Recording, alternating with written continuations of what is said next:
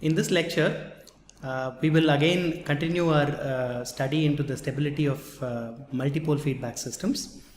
So we have so far been looking at three-pole systems.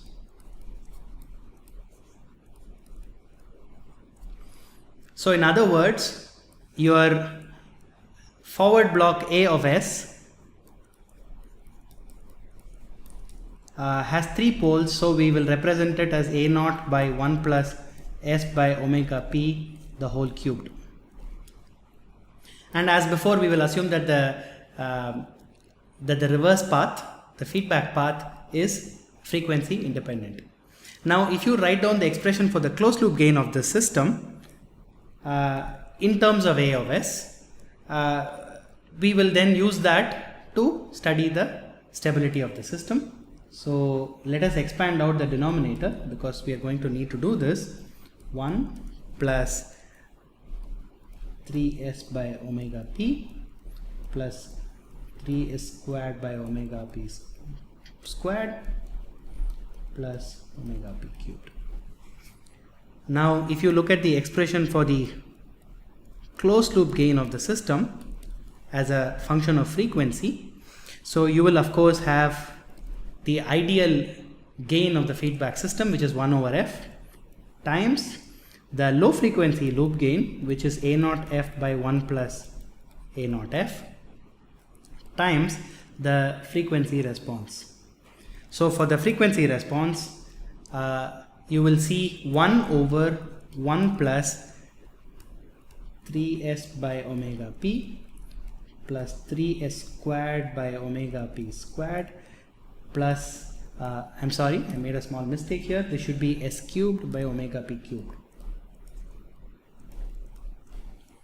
plus s cubed by omega p cubed into 1 by 1 plus A naught f. So this is the expression for the closed loop gain of the feedback system. So now I'm going to represent this portion as some d of s, the denominator polynomial, and what I need to do, I need to find out the roots of d of s equal to 0. If I do this, this will give me the expression for the roots of the closed loop system, and I know that if the closed loop system has roots in the right half plane, especially complex conjugate roots, I know that the system is going to be unstable. So let us now take this denominator polynomial and find out its roots. So now the expanded expression for d of s is 1 plus 3s by omega p into 1 plus A naught f plus 3s squared by omega p squared into 1 plus A naught f plus s cubed by omega p cubed into 1 plus A naught f, and I'm going to set that to 0 to find out its roots. Now this is of course the same as finding out the roots of so now I'm going to make a small substitution to make things easier. I am going to say some variable x is s by omega p. So I find out the roots of d of x, and then I substitute x equals s by omega p. So the roots of d of x equal to 0 is the same as finding the roots of 1 plus 3x by 1 plus A naught f plus 3x squared by 1 plus A naught f plus x cubed by 1 plus A naught f equal to 0. And now I can multiply throughout by 1 plus A naught f. So 1 plus A naught f plus 3x plus 3x squared plus x cubed is equal to 0. This again can be written in this form: 1 plus x the whole cubed is equal to minus a naught f. Now it is clear that we want to find out the solutions of this particular cubic equation, and of course the solution is clearly given by x is equal to minus 1 minus 1 plus the cube root of minus a naught f. And of course the cube root of minus a naught f has 3 solutions, and each of these solutions will give you 3 roots x1, x2 and x3. For example, so let a naught f be equal to 0, right? So I have no loop gain in the system. So this means there are 3 coincident roots.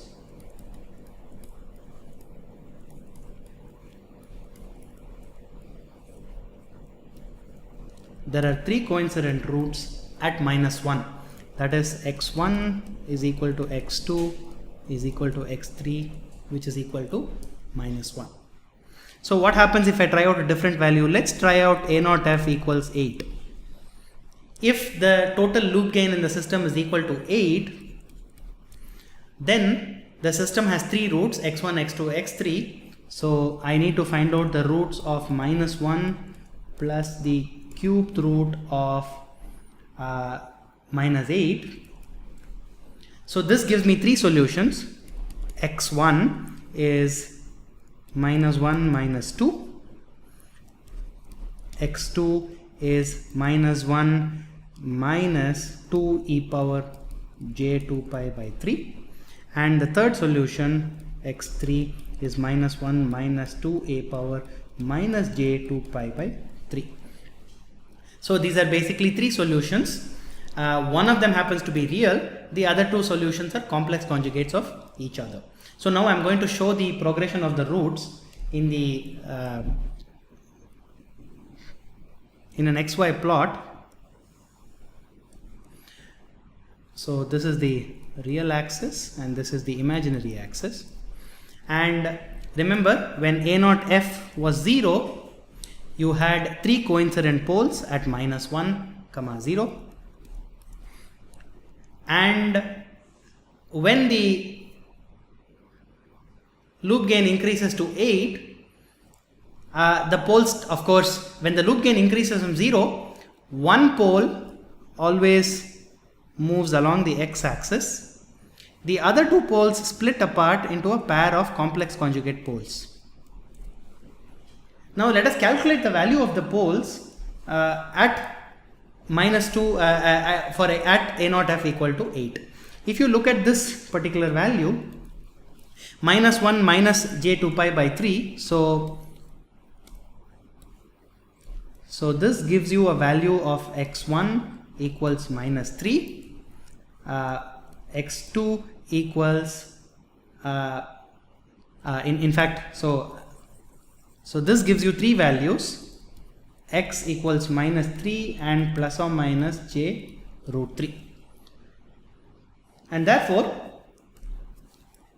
you find that at a value of a naught f, these 3 poles now are such that the first pole is at minus 3, 0. So this is at a naught equal to f, so they move in this way, and the other 2 poles have moved to plus or minus j root 3. And it should be clear to you now that if the value of a naught f increases more than 8, then the poles move into the right half plane, and therefore the system will become unstable. the closed loop feedback system becomes unstable. So now you may notice that we had actually seen the first order system is unconditionally stable, the second order system is stable, but when you try to achieve large loop gains, the system has very high quality factor or very low damping factor, and the closed loop response, even though unconditionally stable, can have a lot of ringing. What we find is for a third order system, even for a value of only 8, the system is barely stable, and if A0F increases, if the loop gain increases beyond 8, the system definitely becomes unstable. So now this completely goes against what we have been trying to do so far. So we need to find a way to fix this. So obviously we can see that the third order system is already unstable at A0F equal to 8. A fourth order system would be worse.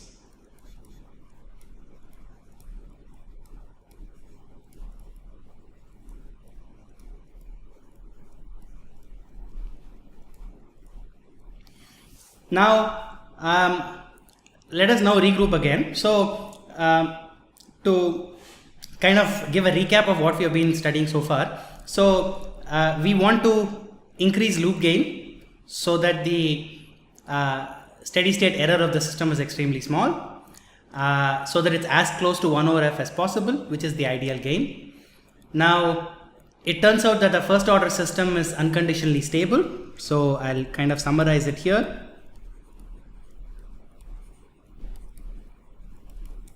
So the first order system is unconditionally stable but low gain. So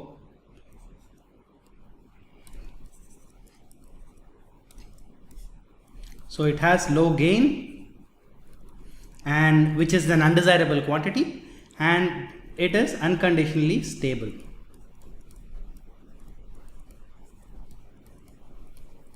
Which is the desirable quantity that we like. If you look at a second order system, so it has moderate gain,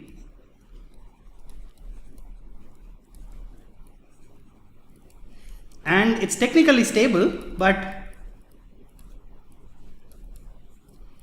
because the phase reaches minus 180 degrees only at infinite frequency, but you can have ringing.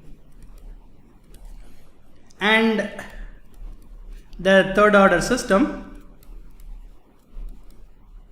can have large gain but unstable for that large gain. So our strategy is going to be to build a higher order system which is stable.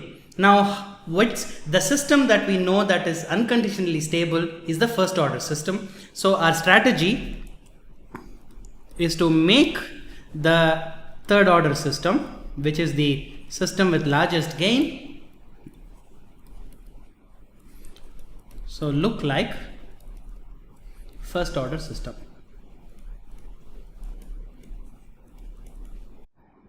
So our strategy is going to be to make the third order system look like a first order system. So this pretty much summarizes our strategy. So what I have done here is I have drawn out what happens when you take a third order system and make it look like a first order system. So let's quickly look at the details of this. So your original system is completely shown in black. So it has a forward block whose transfer function is a of s equals a naught by 1 plus s by omega p the whole cubed. So therefore if you draw the Bode plots of this system, the magnitude stays at 20 log a naught f till it hits the 3 poles at omega p. Once it does so, the gain starts dropping linearly in the Bode plot at the rate of minus 60 dB per decade. And the unity gain frequency of the system can be determined for this particular forward block transfer function. If you look at the phase, similarly the phase stays at 0 for a very long time. Now at approximately 1/10 the pole frequency omega p, the phase of the loop gain starts changing, and at omega p the actual value of the loop gain will be 3 times minus 45 degrees or minus 135 degrees. If you go to very large frequencies, you will get minus 90 degrees from each of the omega p poles, and the final phase would be minus 270 degrees. Now what can we say about the stability of this system? Clearly, as I have drawn it, the system has a gain. I'm going to show this in maybe light blue. The system has a gain which is larger than 1 when the phase hits minus 180 degrees. So clearly, when the phase hits 180 degrees, the system has a gain which is much larger than 1. And of course, the system has a strong potential for instability. Now let us see how you would make this look like a first order system as far as stability is concerned. So now I'm going to take the same third order system. I'm going to add a fourth pole omega d with the condition that omega d is much smaller than omega p, and so the transfer function looks like this. Now for this system, I'm going to draw the Bode plot in red, and as you can see, the loop gain magnitude stays at 20 log a naught f till it hits the first pole omega d. What happens subsequently? At that point, the gain starts dropping with a single pole response, or at minus 20 dB per decade, and for a well defined system, it should cross omega u such that it still looks like a first order system. If you look at the phase response, of course, once it hits all the other 3 omega p's, the phase goes at minus 80 dB per decade. So let me show that the phase response here. The phase goes at minus 80 dB per decade at that point.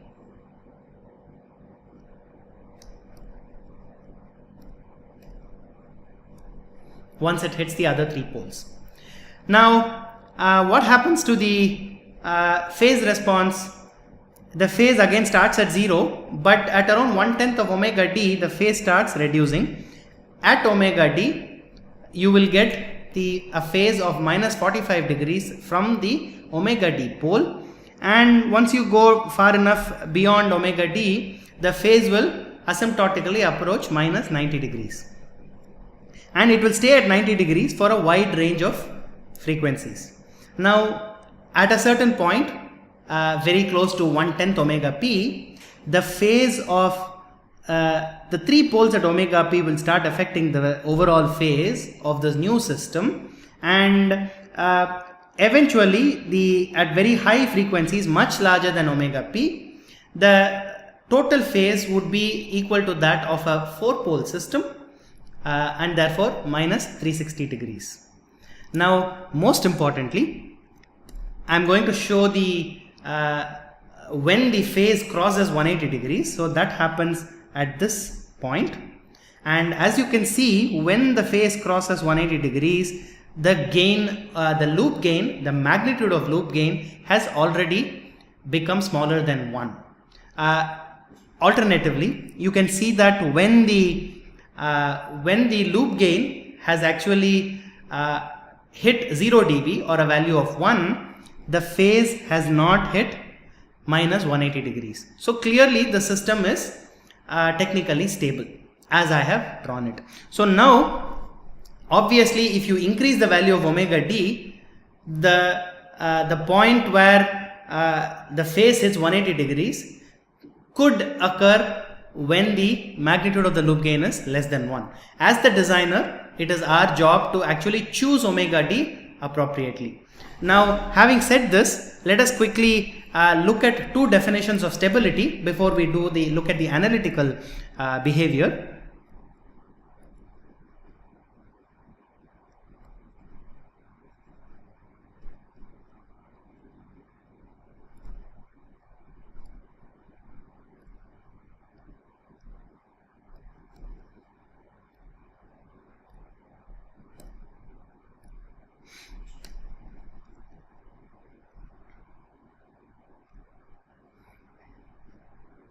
Now the analytical behavior of the system can be represented as a measure of the measure of stability of the system can be represented in two ways.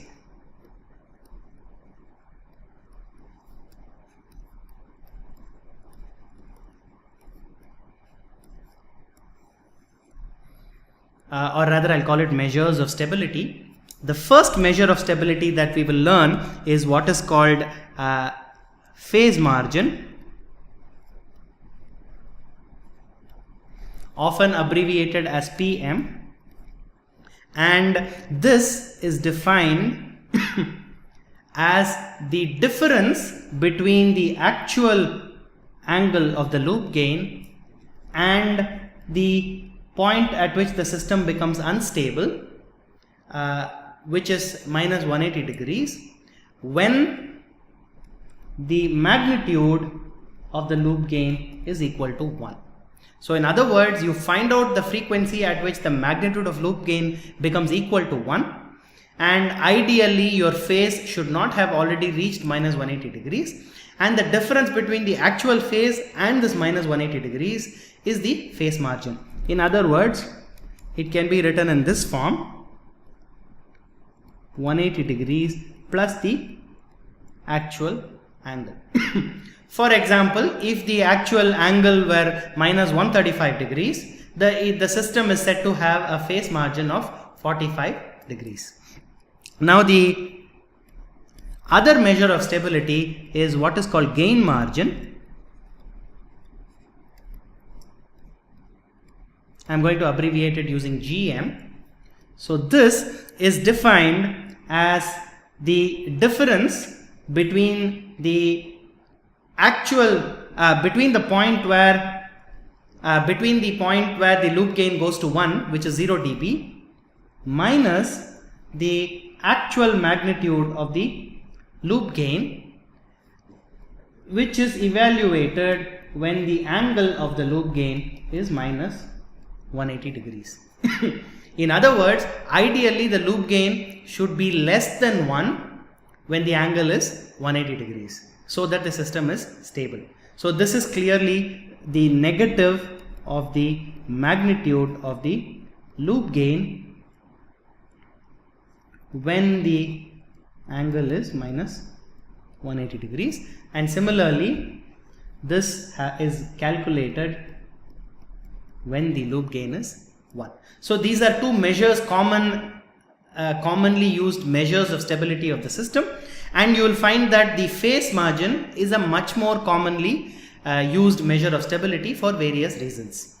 Now let us go back to this particular system that we have seen. We have seen now that addition of this pole omega d makes the system highly stable, and this omega d is called the dominant pole of the system.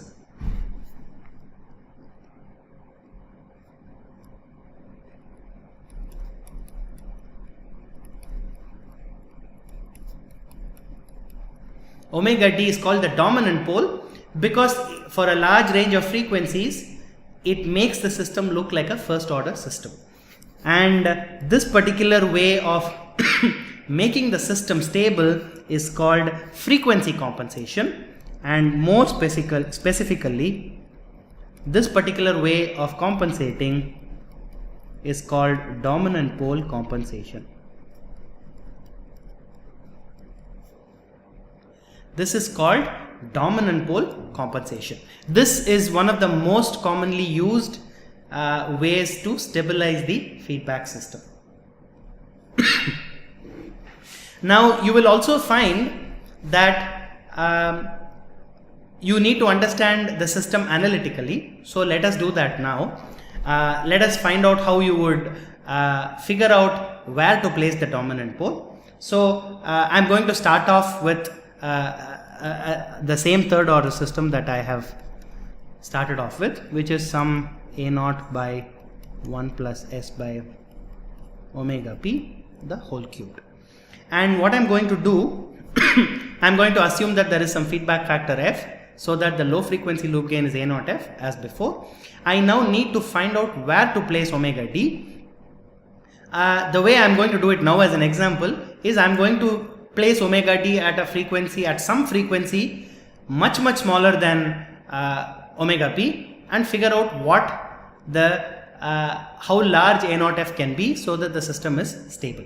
So let us quickly look at this. So now I am going to transform this into a dominant pole compensated system. So into 1 plus s by omega t into 1 plus s by omega p the whole cube. When we get to the details of the circuits, we will understand how to make how to put this dominant pole into the system. For now, at the system level, we need to understand what is happening. And what I am going to say is, let us try placing omega d much smaller than omega p. So let us say omega d is going to be 1,000th of omega p. Let us say I am going to add a dominant pole which is at 1,000th the frequency of the original 3 poles.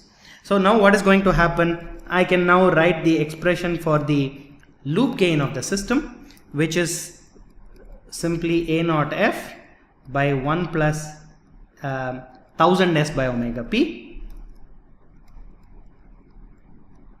which is the dominant pole, and into 1 plus s by omega p the whole cubed. And I am going to make this equal to -1. So in other words, I need to apply a condition on the magnitude and a condition on the phase. So let us do both of those. And of course, I am first going to start off putting a condition on the phase, because then I can find out omega as a function of omega p. In other words, I can find out the frequency at which the phase hits -180 degrees as a function of omega p. So let us do that first. So the first condition I am applying is that the angle of the phase response is -180 degrees.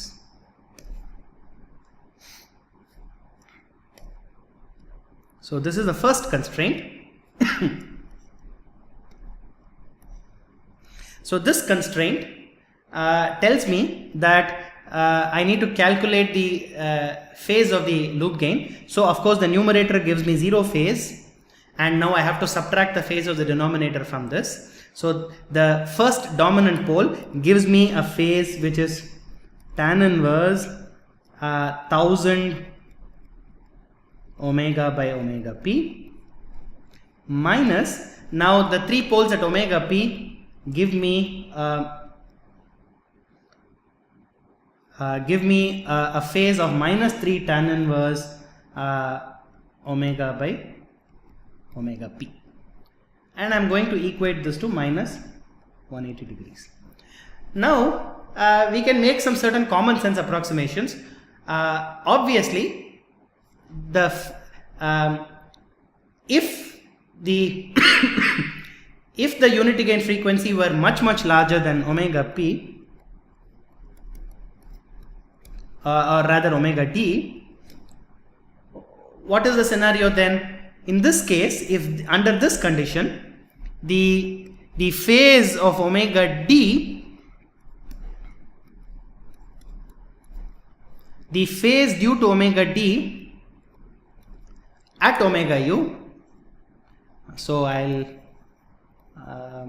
so phi at omega u due to omega d would be -90 degrees, because at frequencies much larger than the pole frequency, the pole offers a phase of -90 degrees. Please remember, you can correspond this to the plot that we have drawn earlier. If omega u is much larger than omega d, then the phase due to omega d would be -90 degrees.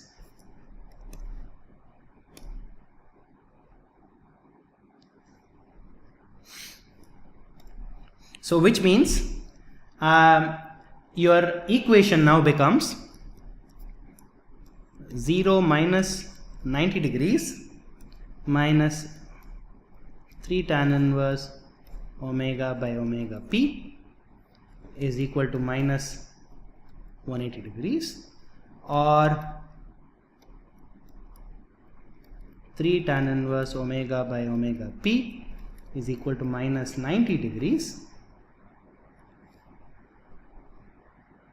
plus 90 degrees, or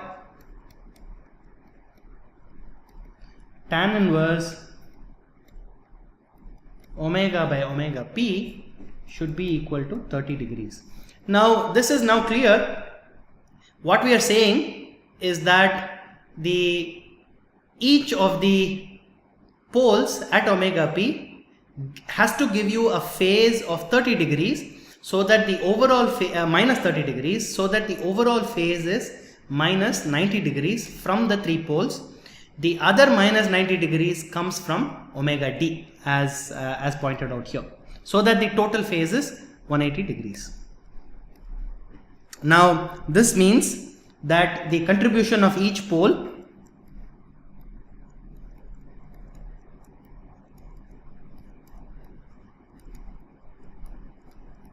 gives you 30 degrees, right? So what is the value of omega by omega p, which is clearly tan 30 degrees.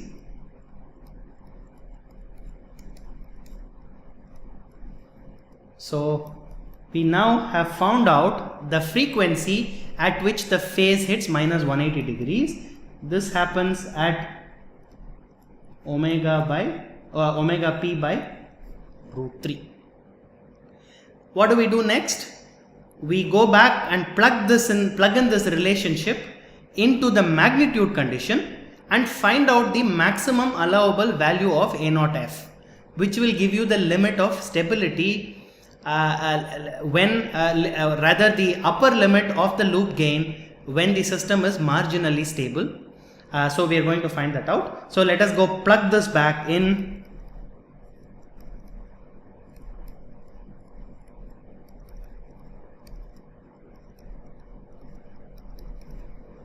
this equation, and this gives you so the magnitude of A0F by 1 plus j 1000 by root 3 into 1 plus 1 plus j by root 3 the whole cubed. This should be equal to 1.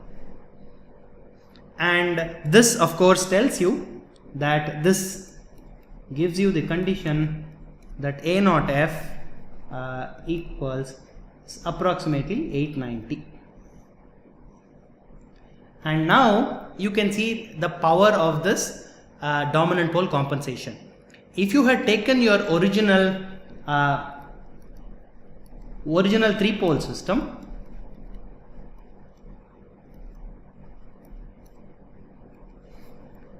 the upper limit of A0F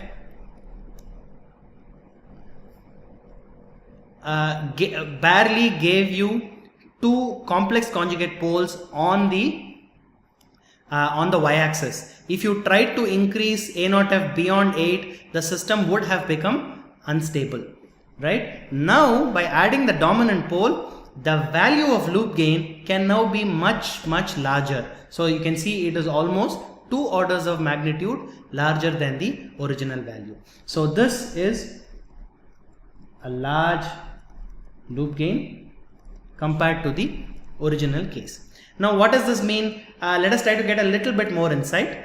If you try to decrease the value of A0F, you can push omega d a little bit further out. Similarly, if you want more loop gain, if you want to increase A0F further, you have to pull in omega d even lower than this particular value of 1/1000 of omega p. What is the disadvantage of doing this?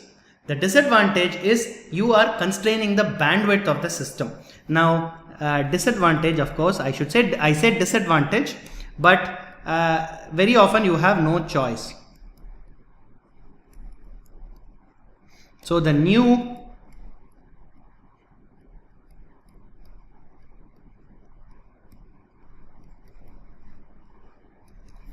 omega u is much smaller. But now when this is the open loop omega u of the loop gain. Once you place it in feedback, the bandwidth can be much higher, where depending on the actual gain that you need from the system.